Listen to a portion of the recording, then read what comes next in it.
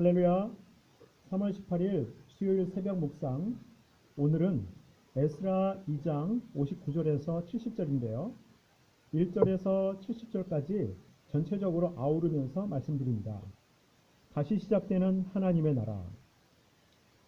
고레스 왕의 조서를 들은 유다 사람들 중에 예루살렘에 가기로 지원한 사람들, 자원한 사람들이 일어났고 유다로 돌아와서 각각 자신들이 원래 살던 성읍으로 돌아갔습니다. 2장 전체에는 그 귀환 자들의 명단과 재산이 기록되어 있습니다. 조금은 지루할 수 있고 이게 그리 중요한가 생각할 수 있지만 그렇지 않습니다.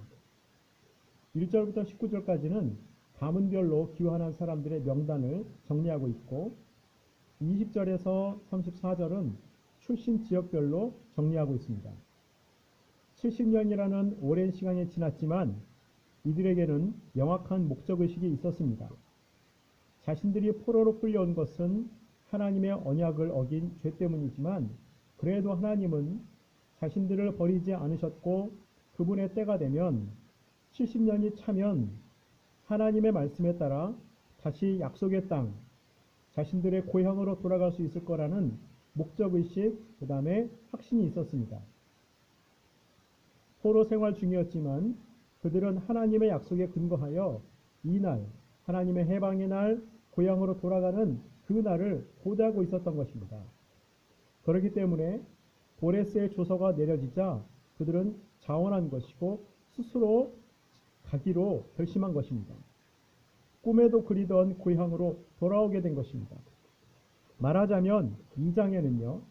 70년 전 예레미야를 통해서 주신 약속을 기억하고 그 약속이 이루어질 그 날을 고대하다가 드디어 때가 되어 자원하여 돌아온 사람들의 명단이 기록되었다고 할 수 있습니다. 이것은요. 그들의 후손들로 하여금 그들의 조상들이 이 귀환자의 명단에 포함된 믿음의 가문이라는 것을 알리고 동시에 후손들로 하여금 신앙의 자부심을 가지게 하려는 것입니다. 36절에서 42절은 제사장과 레위인들의 명단이 나옵니다. 그런데 제사장 가문의 인원이 레위인, 다른 사람들보다 많은 것을 알 수 있습니다. 제사장 가문의 사람들은 포로 귀환 후에 성전을 재건하는 데 가장 앞장섰으며 70년 포로 생활 중에도 하나님의 언약 백성으로서의 그 순결이 잃지 않고 지켜내기 위해 애쓰고 힘썼음을 짐작할 수 있습니다. 43절에서 58절에는요. 느디님 사람과 또 솔로몬 신하의 자손들 명단이 나옵니다. 느디님 사람은 가나안 원주민이지만 성전의 막일꾼으로 자원함으로 자신들의 생명을 부지했던 사람들이었습니다. 솔로몬 신하의 자손은 정복 전쟁 중에 왕궁의 노예가 된 사람들입니다. 느디님 사람들과 솔로몬 신하의 자손들은 이방인들입니다. 그런데 그들은 참신이 누군지 알았습니다. 원래는 몰랐는데요. 이제는 알게 되었습니다. 그래서 그들도 자원하여 유다로 돌아온 것입니다. 하나님의 나라를 세워감에 있어서 유대인과 이방인의 차별은 없습니다.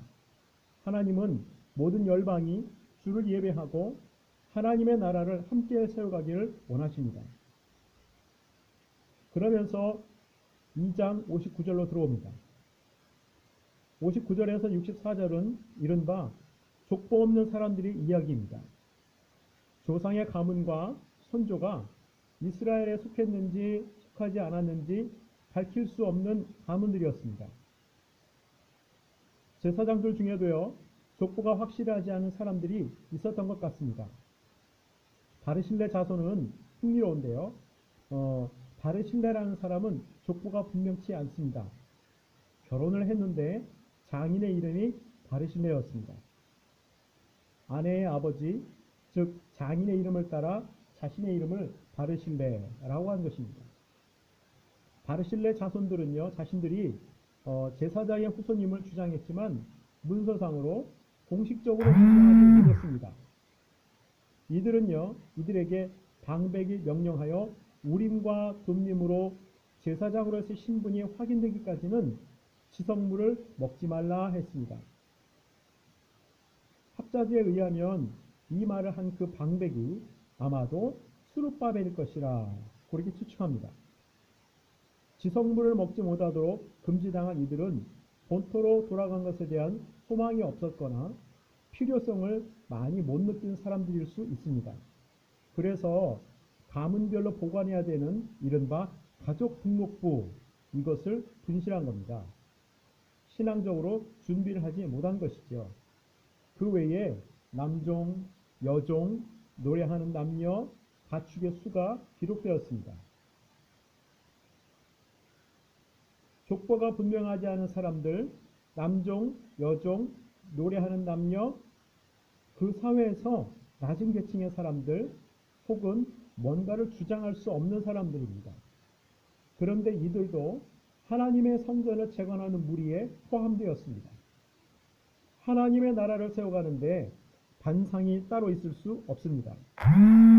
족보가 분명하지 않더라도 종이나 자유자나 하나님의 백성, 하나님 나라의 백성, 동역자 될 수 있습니다. 그래도 동시에 신앙인은 주님의 때를 언제나 준비하고 있어야 됩니다. 그런가 하면 어떤 족장들이 하나님 앞에 성전 건축을 위한 예물을 기쁘게 자원하여 힘을 다하여 드렸습니다. 70절은 개역 개정판보다 개역 한글판이 좀 더 정확한 것 같습니다. 이에 제사장들과 레위 사람들과 백성 몇과 노래하는 자들과 문지기들과 느디님 사람들이 그 본성들에 거하고 이스라엘 무리도 그 본성들에 거하였느니라. 여기서 본성은 예루살렘입니다. 각각 흩어져서 예루살렘 주변에도 살고 자신들의 고향 땅으로 간 사람들도 있었습니다. 자, 오늘 말씀에서 몇 가지 교훈을 얻습니다. 첫 번째, 하나님의 약속의 말씀은 꼭 이루어집니다. 그러므로 그 말씀을 믿고 소망을 가지고 예배, 말씀, 기도, 섬김의 자리 지키시기 바랍니다. 주님이 이루실 그날을 기대하고 고대하십시오. 고향에 돌아가도 좋다는 조서에 모든 유대인들이 응한 것은 아닙니다. 신실하신 하나님을 믿으며 약속의 말씀 붙잡고 고대한 사람들, 그 사람들이 자원하여 고레스의 조서에 응한 것입니다.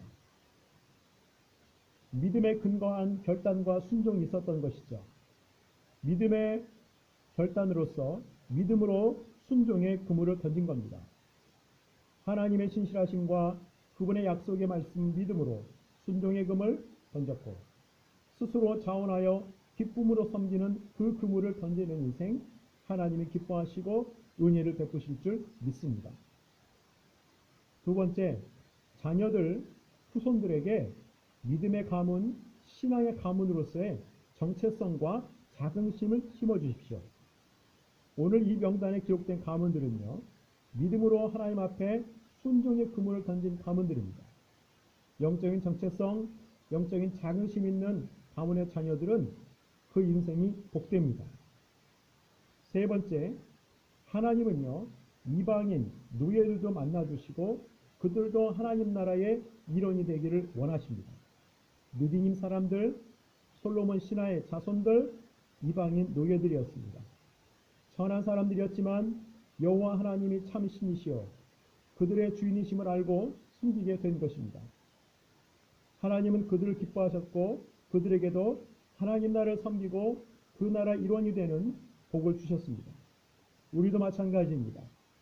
부활하신 예수님이 우리의 하나님 주인이심을 진심으로 받아들이시고 부족하지만 성령 안에서 하나님 나라의 증인 동역자 되십시오.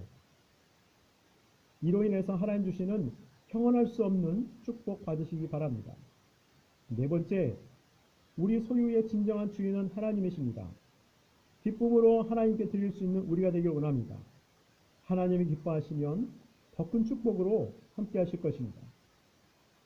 이와 같이 계속되는 하나님의 나라에 우리 모두 기쁨으로 동참하기 원합니다.